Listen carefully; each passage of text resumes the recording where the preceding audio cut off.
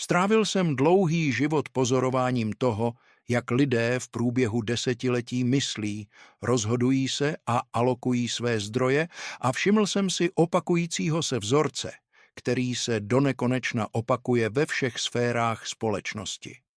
Potíže, s nimiž se většina lidí setkává, jsou zřídka výsledkem pouhé smůly nebo mimořádné složitosti, kterou nikdo nemohl předvídat. Vznikají spíše z jednoduchých, předvídatelných chyb, kterým se dalo předejít s trochou trpělivosti, disciplíny a zamyšlení před jednáním nebo mluvením. Lidé znovu a znovu nechápou neviditelné síly, které řídí lidské chování, zejména pokud jde o peníze, osobní bezpečnost a jemné mechanismy každodenního rozhodování. Mylně se domnívají, že svobodné sdílení informací je vždy ctnost, že chytrost může nahradit opatrnost, nebo že úmysly druhých se budou spolehlivě shodovat s jejich vlastními. Problém je v tom, že lidská mysl sama o sobě může být nebezpečným nástrojem, pokud není kontrolována nebo nemá pevný racionální rámec. Lidská psychologie je plná předvídatelných předsudků, závisti, přehnané sebedůvěry, netrpělivosti a neustálého podceňování účinků složeného úročení v průběhu času. Většina životních obtíží není zhoršována náhlými, nevyhnutelnými šoky, ale řadou malých, vyhnutelných chyb, které se tiše hromadí, dokud se nestanou nezvládnutelnými. Lidé opakovaně ztrácejí svou páku, svou volitelnost a svou kontrolu, aniž by si uvědomovali dlouhodobé důsledky, které to bude mít na jejich osobní svobodu. Ponaučení, která dnes nabízím, nejsou teoretická ani nemají být vzrušující. Jsou to souhrnná pozorování od někoho, kdo tyto vzorce viděl hrát v tisících reálných případů. Je zásadní pochopit, že vyhýbání se hlouposti je mnohem důležitější než předvádění údajné brilance nebo geniality v očích ostatních. Pokud existuje jedno ponaučení, které bych si přál, aby více lidí pochopilo již v raném věku, pak je to, že úspěch je zřídka výsledkem mimořádné inteligence. Mnohem častěji je výsledkem důsledného vyhýbání se zjevným nástrahám, které ničí ostatní kvůli jejich nedostatku základní sebekontroly. Znal jsem mnoho lidí, kteří byli technicky vzato mnohem chytřejší než já, ale nakonec skončili s průměrnými nebo katastrofálními životními výsledky. Důvodem nebyla smůla, ale nevynucená chyba. Tendence komplikovat život tím, že nerespektujete základní pravidla diskrétnosti. Nemusíte být nejrychlejším myslitelem v místnosti, pokud se jednoduše dokážete vyhnout pádu do pastí, které jsou zřejmé každému, kdo věnuje pozornost. Prvním zlatým pravidlem pro ochranu vaší moci je pochopení, že informace jsou pákou a jakmile jsou jednou prozrazeny, už je nikdy nelze získat zpět, bez ohledu na to, jak moc toho litujete. Jedním z nejvíce nepochopených konceptů v moderním životě je přesvědčení, že naprostá otevřenost a absolutní transparentnost jsou vždy žádoucí morální ctnosti. Lidé si pletou upřímnost s nediskrétností a domnívají se, že sdílení informací buduje důvěru, zatímco ve skutečnosti často pouze přenáší kontrolu na ostatní. Informace mění motivaci lidí v okamžiku, kdy opustí vaše ústa a již nejsou pod vaší soukromou strategickou kontrolou. Jakmile někdo zná vaši finanční situaci, vaše nejhlubší úmysly nebo vaše zranitelnosti, automaticky a instinktivně se k vám začne chovat jinak. Viděl jsem bezpočet lidí, kteří si ublížili tím, že prozradili příliš mnoho, příliš brzy, aniž by zvážili druhořadé důsledky svých vlastních slov. Zaměstnanec oznámí plány na odchod v budoucnu a najednou zjistí, že příležitosti k růstu v jeho současné firmě mu okamžitě před očima vysychají. Někdo dosáhne velkého finančního úspěchu a nevědomky se stane terčem neustálého srovnávání, očekávání ostatních nebo tiché nelibosti. Jiní odhalí nejistoty nebo slabiny nesprávnému publiku a tiše ztratí důvěryhodnost u lidí, kteří si jich kdysi hluboce vážili. Žádný z těchto výsledků nebyl záměrem osoby, která je prozradila, ale všechny byly dokonale předvídatelné, kdyby byla situace analyzována byť jen s trochou světské racionality.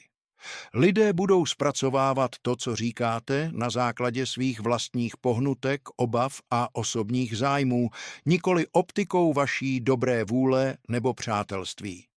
Proto existují profesionálové, jako jsou právníci a účetní, jsou vázáni strukturou a povinností nakládat s citlivými informacemi zodpovědně a na základě smlouvy. Náhodní známí, povrchní přátelé nebo kolegové v práci tuto povinnost nemají a jen zřídka odolají pokušení využít informace ve svůj prospěch, pokud to situace vyžaduje. Než se podělíte o cokoliv osobního nebo strategického, položte si jednoduchou otázku. Jakou výhodu posluchač získá tím, že to ví právě teď? Pokud je odpověď nejasná nebo neexistuje, riziko jejího zveřejnění je pravděpodobně mnohem větší než jakákoliv hypotetická odměna, kterou si dokážete představit. Stabilní a silný život je postaven na neustálém udržování vlivu, volitelnosti a flexibility a neopatrné zveřejňování narušuje všechny tři pilíře. Chraňte své informace stejně pečlivě jako svůj čas a kapitál, protože to vše jsou omezené zdroje a neměli by se s nimi ledabyle plýtvat. Pobídky, nikoli vyjádřené záměry, skutečně určují, jak lidé využijí to, co se jim rozhodnete sdělit v okamžiku důvěry. Lidské chování můžete předvídat mnohem lépe studiem pobídek než posloucháním slibů nebo laskavých slov, která lidé běžně nabízejí. Většina životních zklamání pramení z předpokladu, že ostatní budou jednat z loajality, když jejich osobní pobídky směřují opačným směrem. Opakovaně jsem to viděl v rodinných vztazích, v podnicích i v přátelstvích, která se zdála nerozbitná, dokud sdílené informace nenarušily rovnováhu vztahu. Člověk sdílí finanční detaily s příbuzným a očekává diskrétnost, ale tento příbuzný se začne chovat jinak, když se do konverzace zapojí peníze. Motivace se změnila a vztah nevyhnutelně tuto změnu následuje. Často se zhoršuje v konflikt nebo trvalé vzájemné podezřívání. Totéž se děje v organizacích. Řekněte svým kolegům, že plánujete odejít a jejich motivace investovat do vás čas téměř okamžitě klesne na nulu. Sdělte svou nejistotu někomu, kdo ovládá vaše příležitosti a jeho přirozenou reakcí bude omezit riziko, které představujete pro jeho vlastní strategické zájmy. Proto soukromí zachovává volitelnost, jednu z nejvíce podceňovaných, ale zároveň nejmocnějších vlastností lidského života. Volitelnost vám dává schopnost čekat, vybírat si a reagovat, místo abyste jednoduše reagovali na vnější okolnosti. Jakmile tuto volitelnost ztratíte přílišným sdílením, je velmi těžké ji znovu získat a znovu získat absolutní kontrolu nad svým vlastním osudem. Když prozradíte příliš mnoho o svých budoucích plánech nebo financích, zbytečně si zužujete škálu možností na zítřek. Ostatní lidé začnou jednat s předpokladem, že vaše cesta je již nastavená a podle toho upravují své vlastní plány, čímž zavírají dveře, kterými jste se ani nerozhodli projít. Příliš brzké promluvení vede k vměšování se, odporu nebo předčasnému úsudku ze strany lidí, kteří nemají potřebné informace k vytvoření názoru. Vaše soukromí snižuje motivaci ostatních jednat proti vám, jednoduše proto, že nevědí přesně, co plánujete nebo kam míříte. Navíc je tu obrovská psychologická výhoda. Když veřejně neprohlásíte své záměry, můžete si to rozmyslet, aniž byste se cítili studeni nebo pod společenským tlakem. Své plány můžete revidovat na základě nových informací, aniž byste museli být z čiré hrdosti důslední za to, co jste řekli před měsíci. Flexibilita je formou vyšší inteligence a soukromí je štítem, který tuto flexibilitu chrání před vnější kritikou a zbytečným hlukem. V oblasti investování nejlepší rozhodnutí často zahrnují čekání, zatímco se po delší dobu zdá, že neděláte nic produktivního. Totéž platí i v životě. Pokud si zachováte svobodu volby, čas se stane vaším nejmocnějším spojencem pro hromadění tichých strategických výhod. Pokud se o něj rozdáte, stane se dusivým omezením, které vás nutí k ukvapeným a nekvalitním rozhodnutím pod vnějším tlakem. Soukromí není o utajování jen proto, abyste skryli něco špatného. Je to strategické omezení, které vám umožňuje pozorovat, učit se a jednat, když jsou podmínky příznivé. Ti, kteří tomu rozumí, se v krátkodobém horizontu často jeví jako nevýrazní, ale prokáží se jako mimořádně efektivní, když konečně nastane okamžik pravdy a činu. Zveřejňování informací o penězích a příjmech nevyhnutelně vede k srovnávání a srovnávání je kořenem veškeré lidské dysfunkce a ničivé společenské závisti. Jedním z nejjistějších způsobů, jak do svého života vnést zbytečné problémy, je pozvat ostatní, aby se s vámi srovnávali, zejména ve finanční oblasti. Peníze nejsou jen prostředkem směny. Jsou to symbol statusu, který v mozku ostatních lidí vyvolává velmi silné instinktivní reakce. Jakmile odhalíte, co vyděláváte nebo vlastníte, nevědomě tím vyzýváte ostatní, aby porovnali svou osobní hodnotu s tou vaší. Toto měření téměř nikdy neprodukuje skutečný obdiv. Často produkuje závist, zášť, stud nebo zcela nerealistická očekávání. Dva lidé mohou prosperovat, ale ten, kdo je o něco méně bohatý, se cítí oslaben pouhou přítomností úspěchu toho druhého. Tento zhoubný pocit nezlepšuje vztahy, spolupráci ani úsudek nikoho, kdo je zapojen do daného společenského nebo rodinného kruhu. Viděl jsem celé rodiny, jak se rozpadají po náhodných finančních odhaleních, ke kterým by nikdy nemělo dojít při uvolněné nedělní večeři.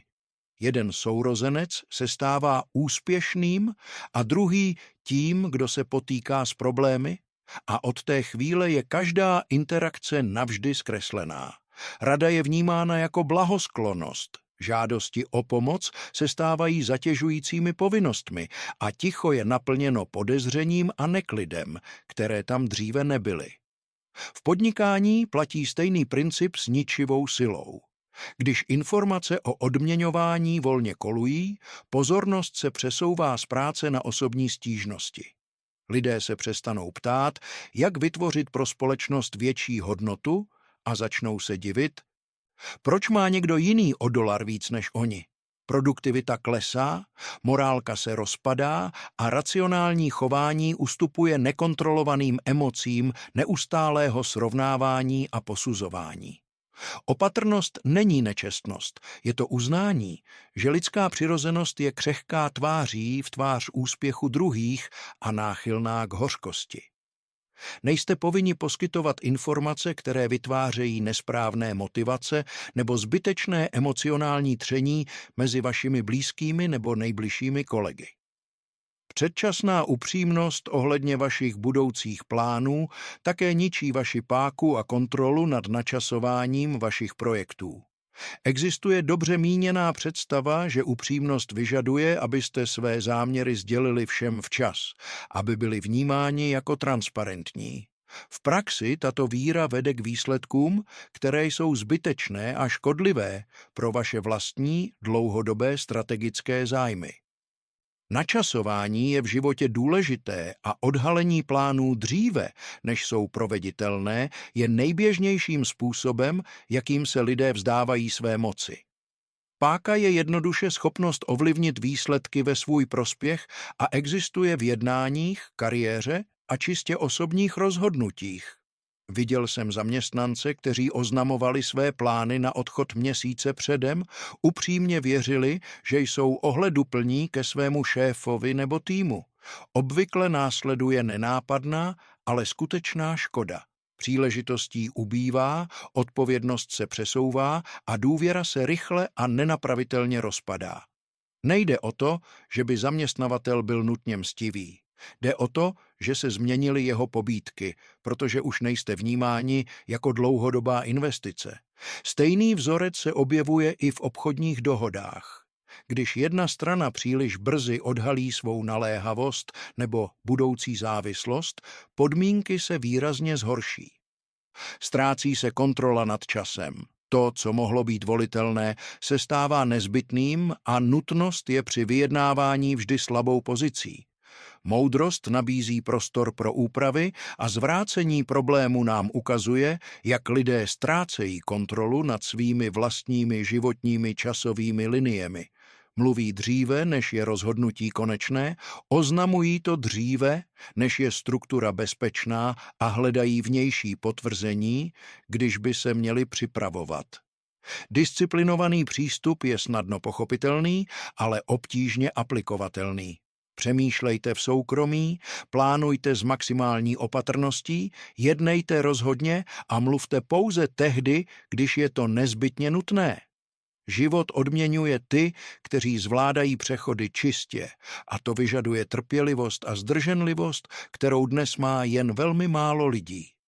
Jakmile je plán dokončen a provedení je na spadnutí, je vhodná transparentnost, ale předtím je mlčení jedinou cestou moudrých.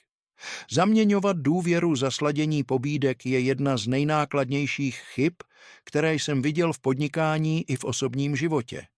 Lidé dávají autoritu nebo peníze těm, které mají rádi, spíše než těm, jejichž pobídky jsou správně strukturovány pro úspěch. Když se pobídky odchylují od společného cíle, individuální charakter jen zřídka stačí k tomu, aby se zabránilo vážným problémům nebo neloajalitě. Systémy musí být vybudovány tak, aby i běžné lidské chování v průběhu času přinášelo přijatelné výsledky, aniž by se spoléhalo na svatost. Nahlas vyjádřená zášť hnise mnohem rychleji než řeší a problémy znásobuje, místo aby je odstraňovala. Mlčení v případech zášti není emoční represí, ale záměrnou strategií k zachování vaší dlouhodobé konkurenční výhody. Emoční disciplína chrání vaše postavení ve světě, kde neopatrná řeč má trvalé následky, které vás mohou pronásledovat po celá léta. Ne každý si zaslouží přístup k vašim nejhlubším zranitelnostem nebo k vaší osobní pravdě v okamžiku slabosti. Častou chybou je odhalování osobních problémů lidem, kteří nejsou ani vybaveni, ani motivováni k tomu, aby s těmito informacemi nakládali zodpovědně. Příliš volné sdílení vás vystavuje nespravedlivému odsouzení, změnám v tom, jak se k vám ostatní chovají, nebo ztrátě cenných budoucích příležitostí. Ochrana vašeho vnitřního života zachovává vaši svobodu a dlouhodobé volby a brání ostatním v tom, aby definovali, kdo jste nebo čeho skutečně můžete dosáhnout. Malé bezpečnostní nedostatky ve správě vašich informací se hromadí a mohou časem způsobit nevratné škody. Moderní život běží na systémech, které zesilují jak píly, tak chyby. A jediné neopatrné prozrazení může mít zničující účinky. Viděl jsem lidi, kteří zničili roky vytrvalého úsilí drobnými chybami v komunikaci nebo zabezpečení dat. Disciplína a struktura nejsou volitelné, pokud jde o ochranu toho, co jste vybudovali s takovou obětí a nasazením. Pokud existuje společné vlákno, které se všemi těmito myšlenkami prolíná, pak je to, že život je řízen neustálou souhrou chování, pobídek a času. Každá volba, kterou učiníte, a každá informace, kterou se rozhodnete sdílet, funguje v rámci tohoto složitého systému neviditelné příčiny a následku. Racionální myšlení a disciplinované pozorování lidské povahy vám umožňují vyhnout se těm nejnákladnějším chybám, které většinu lidí ničí. Pochopení pobídek vám pomáhá předvídat, jak se budou ostatní chovat. Jakmile se dozvědí o vašich budoucích slabinách nebo silných stránkách. Diskrétnost zachovává vaši svobodu volby a umožňuje odložit důležitá rozhodnutí, dokud nebudou okolnosti zcela příznivé a bezpečné. V průběhu dlouhého života je intelektuální brilantnost mnohem méně důležitá než schopnost vyhnout se zjevným chybám v úsudku a komunikaci. Ti, kdo se zaměřují pouze na chvilkovou lstivost, často podceňují tichá strukturální rizika, která je obklopují za všech okolností a na všech místech. Ti, kdo respektují předvídatelné způsoby fungování lidské přirozenosti, hromadí výhody, které jsou v krátkodobém horizontu téměř neviditelné, ale později masivní. Nakonec, dobře prožitý život je zřídka dramatický, vyznačuje se pečlivým pozorováním a promyšlenou zdrženlivostí ve slovech, která pronášíme. Vyhýbání se pošetilosti je pevným základem, na kterém se buduje racionalita, trpělivost a trvalý úspěch, o který všichni usilujeme. Nic v životě není trvalejší než důsledky jediného vážného selhání v úsudku o tom, komu svěřit svou nejniternější pravdu. Chraňte svá rozhodnutí, své informace a svou bezpečnost, jako by na nich závisela vaše budoucnost, protože v pravém slova smyslu to tak je. Nenechte se společenským tlakem nebo touhou po okamžitém schválení vést k tomu, abyste předali klíče ke své osobní moci cizím lidem. Stůjte pevně za svou diskrétností, všímejte si motivací lidí kolem vás a pěstujte trpělivost, která frustruje netrpělivé a úzkostlivé. Úspěch je hra o přežití, kde ten, kdo na konci zůstane stát, vyhrává, protože se vyhnul nášlapným minám v podobě bezdůvodné nerozvážnosti. Naučte se vážit si prostoru, který vám strategické utajení poskytuje a umožňuje vám manévrovat, aniž byste byli sledováni nebo zasahováni závistivými či zvědavými očima. Skutečná finanční a osobní svoboda začíná schopností kontrolovat, kdo co ví o vašem soukromém životě a kdy přesně to ví. Necíťte se povinni vysvětlovat své motivy těm, kteří s vámi nemají žádný legitimní zájem ani jasnou shodu pohnutek. Jasnost mysli se nejlépe zachová, když nemusíte neustále obhajovat své plány před porotou neinformovaných a hlučných kritiků. Pěstujte svou zahradu v naprostém soukromí a nechte výsledky mluvit sami za sebe, až bude úroda tak hojná, že ji již nebude možné ignorovat. A konečně pamatujte, že opatrnost není formou strachu, ale hlubokým respektem k nesmírné složitosti lidské reality. Ochranou svých informací chráníte své sny, svou rodinu a svou schopnost zůstat nezávislou a suverénní silou ve světě.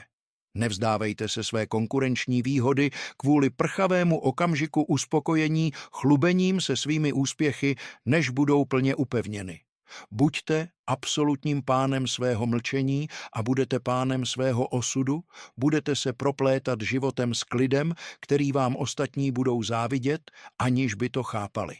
Kéž vás moudrost zdrženlivosti doprovází v každém rozhovoru a kéž vaše síla roste v úrodném stínu vaší vlastní diskrétnosti.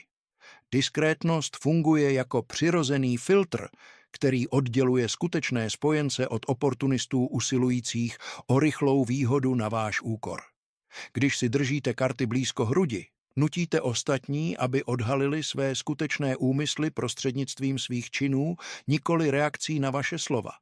Je mnohem snazší vidět realitu, když jste nekalili vodu příliš velkým množstvím informací o svých vlastních touhách nebo vnitřních obavách. Moudrý člověk ví, že ticho není prázdnota, ale forma přítomnosti, která si vynucuje respekt a omezuje schopnost ostatních manipulovat situací. Tím, že mluvíte méně, každé vaše slovo získává váhu a autoritu, které se ztrácejí v neustálém štěbetání většiny. Uvědomte si, že pokaždé, když odhalíte tajemství nebo plán, vytváříte nové riziko, které dříve ve vašem osobním ani profesním ekosystému neexistovalo. Toto riziko se časem nerozptýlí, často roste s tím, jak informace přecházejí od jedné osoby k druhé a přitom se zkresluje. Důvěra sdílená dnes se může stát zbraní soupeře za 5 let, v kontextu, který si ani nedokážete představit. Prevence je nekonečně levnější a snazší než snaha omezit škody způsobené únikem dat, jakmile k němu došlo. Chovejte se ke svému soukromí jako k bezplatné pojistce, která vás chrání před budoucími nepředvídanými událostmi, které se ještě neobjevily na obzoru. Závist je tichý, ale zničující hřích, který se živí viditelností úspěchů druhých, i když nemají v úmyslu se jimi chlubit. Tím, že své finanční nebo osobní triumfy udržíte v ústraní, se vyhnete probuzení této příšery v lidech, kteří by jinak byli věrnými přáteli. Není vaší odpovědností zvládat emoce druhých lidí, ale je moudré neklást zbytečné překážky do cesty společenské harmonii.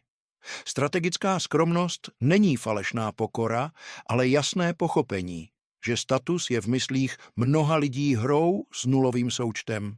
Žijte dobře, prosperujte tiše a nechte své blaho odrážet se ve vašem charakteru, ne ve vašich veřejných projevech bohatství nebo moci. V jakémkoliv typu vyjednávání má téměř vždy navrch ten, kdo má nejvíce informací a odhalí nejméně a kontroluje konečný výsledek. Pokud váš soupeř zná vaše omezení, potřeby nebo obavy, vyhrál polovinu bitvy ještě před podpisem jakékoliv smlouvy. Mlčení během vyjednávání je obrovským nástrojem psychologického tlaku, který nutí druhou stranu mluvit více a odhalovat své slabiny. Naučte se snášet dlouhé pauzy a nepotřebovat zaplňovat každé ticho zbytečnými vysvětlováními nebo ospravedlněními. Ti, kteří zvládají umění mlčení u jednacího stolu, obvykle odcházejí s nejlepšími možnými podmínkami a respektem svého protějšku. Možnost volby, kterou poskytuje utajení, vám také umožňuje testovat a zavrhovat nápady bez společenských nákladů v podobě vnímání jako nekonzistentní nebo vrtkavé. Pokud ohlásíte nový projekt a ten selže, musíte před ostatními zvládat narativ neúspěchu, což spotřebovává cennou energii. Pokud pracujete potichu, můžete se otáčet, selhávat a zkoušet to znovu tolikrát, kolikrát je to nutné, aniž by se o vašich neúspěších kdokoliv jiný dozvěděl. Tato svoboda, experimentovat v soukromí, je nezbytná pro inovace a pro vývoj strategií, které skutečně fungují v reálném světě. Veřejný úspěch je často jen špičkou ledovce soukromých experimentů, které nikdo neviděl a které nebyly nikdy oznámeny světu. Potřeba sdílet své plány často pramení z hledání vnějšího potvrzení, které nahrazuje vnitřní uspokojení z dobře odvedené práce. Když se sdílíte s cílem, váš mozek dostane malou dávku dopaminu, jako byste ho již dosáhli, což snižuje vaši motivaci k samotnému úsilí. Ticho udržuje potřebné napětí, abyste intenzivně pracovali, dokud se cíl nestane fyzickou a hmatatelnou realitou. Nechte si tento vnitřní oheň pro realizaci. Neplýtvejte jim konverzacemi, které slouží jen k chvilkovému nafouknutí vašeho ega před lhostejným publikem. Pravé sebevědomí nepotřebuje k existenci svědky. Vzkvétá z kompetence, kterou si člověk prokáže v samotě disciplíny. Chraňte si i své slabiny, ne abyste předstírali, že jste dokonalí, ale abyste zabránili tomu, aby se stali terčem útoku v dobách konfliktu nebo soutěžení. Všichni máme slabiny, ale jejich lehké odhalení je jako dát cizímu člověku mapu trhlin ve zdech vašeho hradu. O zranitelnosti by se mělo sdílet pouze v kruzích absolutní důvěry, kde panuje naprostá shoda zájmů a vzájemný závazek. Na trhu i ve veřejném životě je promítání obrazu kompetence a síly nezbytnou obranou, která zabraňuje oportunním útokům ostatních. Selektivita v tom, kdo zná vaše slabiny, je základním bezpečnostním opatřením pro každého, kdo usiluje o udržení si vedoucího nebo vlivného postavení. Všiml jsem si, že nejúspěšnější lidé jsou často ti, kteří naslouchají mnohem víc, než mluví a shromažďují informace, zatímco ostatní prozrazují svou konkurenční výhodu. Nasloucháním se dozvídáte o motivacích, obavách a plánech ostatních, aniž byste ohrozili svou vlastní pozici nebo odhalili své záměry. Znalosti jsou moc, ale pouze pokud víte, kdy je použít a kdy je skrýt pro okamžik co největšího dopadu. Konverzace je informační transakce a stejně jako u každého obchodu musíte zajistit, aby to, co obdržíte, bylo přinejmenším stejně cenné jako to, co dáváte. Nebuďte darmošníkem strategických dat ve světě, který zuřivě soupeří o každou výhodu bez ohledu na to, jak malá je. Kultura přehnané exponovanosti, ve které žijeme, nás nutí věřit, že pokud se něco nesdílí, tak se to doopravdy nestalo, nebo to nemá žádnou hodnotu. To je nebezpečný klam, který podkopává hloubku charakteru a zdravý rozum plánů, jejichž dozrání vyžaduje čas a rozvahu. Velká díla, ať už finanční nebo osobní, vznikají často ve stínu soukromí, než se projeví v celé své síle. Odolnost pokušení okamžité viditelnosti je známkou zralosti a pochopení toho, jak se v realitě buduje trvalá hodnota. Nenechte sociální média ani tlak vrstevníků diktovat tempo vašeho odhalení. Vy sami jste jediným soudcem, kdy je něco připraveno. S tím, jak hromadíte moc a zdroje, úměrně roste i vaše potřeba diskrétnosti, protože se stáváte atraktivnějším cílem pro nejrůznější vnější zájmy. Co kdysi bývalo neškodnou důvěrou, se nyní může stát systémovým rizikem pro vše, co jste si v průběhu let pracně budovali. Struktura vašeho života se musí stát robustnější a vaše komunikační protokoly přísnějšími, jak budete stoupat po žebříčku světského úspěchu. Nenechte se obeznámit s úspěchem, aby vás to odradilo od ostražitosti, protože přehnaná sebedůvěra je předehrou k nejdramatičtějším a nejzbytečnějším pádům. Zachovejte si stejnou obezřetnost, jakou jste měli na začátku. A tatáž obezřetnost vám pomůže zachovat to, na čem jste tak tvrdě pracovali. Pravá svoboda nespočívá v tom, že si můžete říkat, co chcete, komu chcete, ale v tom, že nemusíte nikomu nic říkat, pokud se vám nechce, nebo to není ve vašem nejlepším zájmu. Jde o to mít svrchovanost nad vlastním vyprávěním a nad detaily své existence, které patří pouze vám a těm, které si svobodně vyberete. Tato svrchovanost je cenným aktivem, které je třeba aktivně bránit před zvědavými pohledy a institucionálním tlakem na totalitní transparentnost. Právo na soukromí je právem na individualitu a bez něj se stáváte jen další figurkou na šachovnici někoho jiného. Chraňte si své osobní tajemství, protože v něm spočívá velká část vašeho charizmatu a vaší schopnosti překvapovat a jednat s výhodou ve světě. Pamatujte, že lidé jen zřídka zapomenou, co jste řekli, ale často zapomenou na kontext, ve kterém jste to řekli, což vede k budoucím nedorozuměním. Finanční vtip nebo ambiciózní plán, sdílený v okamžiku euforie, může být proti vám použit o několik let později, doslova a zcela vytržený z kontextu. Mlčení nezanechává žádnou stopu, kterou by bylo možné špatně interpretovat nebo použít jako důkaz rozporuplnosti ve vašem charakteru nebo skutečných úmyslech. Šetrnost slov je formou preventivní kontroly škod, která vám ušetří hodiny vysvětlování a oprav v budoucnu. Úspora jazyka je jednou z nejužitečnějších dovedností pro orientaci ve složitosti lidských vztahů a organizační síly. Moudrost spočívá ve znalosti toho, co ignorovat, o čem mlčet a kdy jednat s bleskovou silou po dlouhé době naprostého mlčení. Nezaměňujte diskrétnost s plachostí nebo nedostatkem přesvědčení. Diskrétnost je uzavřená síla čekající na to, až bude projevena správným směrem. Tím, že nebudete rozptylovat svou energii na triviální rozhovory, soustředíte svou duševní sílu na činy, které skutečně promění vaši ekonomickou a osobní realitu. Buďte jako ledovec.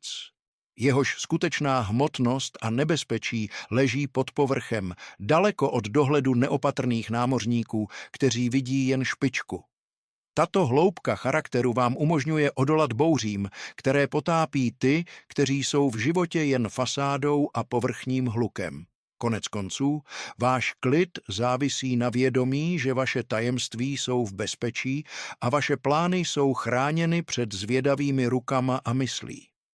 Budete lépe spát s vědomím, že nikomu nedlužíte vysvětlení a že nikdo nemá informace, které by mohly být použity k vašemu vydírání nebo omezení. Integrita se neprojevuje mluvením o ní, ale jednáním v souladu se vašimi zásadami v soukromí vašeho vlastního svědomí a každodenního chování. Pravá síla je tichá, vytrvalá a nepotřebuje veřejné schválení k naplnění svého základního a svrchovaného účelu. Pěstujte tuto sílu v sobě a uvidíte, jak se váš život stane jednodušším, silnějším a mnohem naplňujícím ve všech představitelných ohledech. Kéž vás tato ponaučení o omezeních a síle informací provedou při navigaci ve světě, který stále více podceňuje soukromí. Nebuďte obětí současnosti, buďte pánem vlastního toku dat a neúnavným ochráncem své konkurenční výhody. Opatrnost je starodávná ctnost, která nikdy nevyjde z módy, dokud lidská přirozenost zůstane taková, jaká je, složitá, závistivá a reaktivní. Na závěr této reflexe si s sebou vezměte pevné odhodlání méně mluvit, více pozorovat a vždy jednat z pozice soukromých znalostí a plné kontroly. Vaše budoucnost vám poděkuje a vaše síla bude v průběhu let přirozeně růst na pevných základech vaší diskrétnosti a neochvějné racionality.